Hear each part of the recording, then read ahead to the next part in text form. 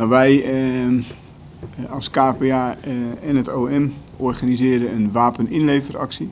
Nou, deze actie die zal plaatsvinden vanaf 21 november tot en met 26 december aanstaande.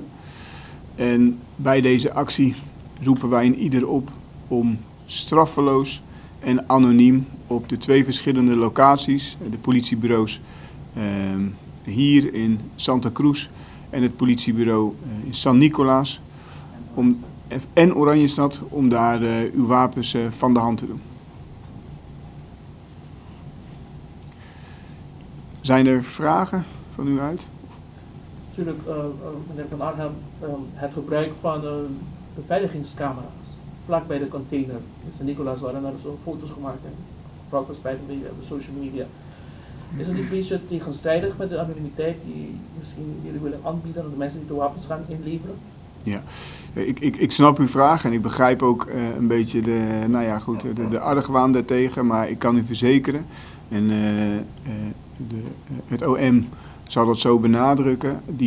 Die camera's die daar hangen, die hangen er voor de veiligheid van de collega's en voor de veiligheid van het gebouw. Dus absoluut niet om mensen te filmen of om vast te leggen. Ja. En de beschadigdheid van Aruba is het misschien niet juist best misschien geen camera's te gebruiken, want iedereen kent iedereen hier op tijd. Ja. Nee, nogmaals, ik begrijp het echt, hè, maar kijk, die camera's die moeten er ook hangen, hè, want naast deze wapeninleveractie zijn er ook nog andere, gaat het eigenlijk allemaal gewoon door en moeten we de veiligheid rondom de politiebureaus moeten we garanderen en daar dienen die camera's voor. Dus misschien dat zo meteen het OM dat nog extra kan benadrukken dat het volledig anoniem is en dat er absoluut niet wordt vervolgd. En wie bewaart deze videobeelden? De politie zelf? Wie is de beheerder van de videobeelden? Of de Openbaar Ministerie?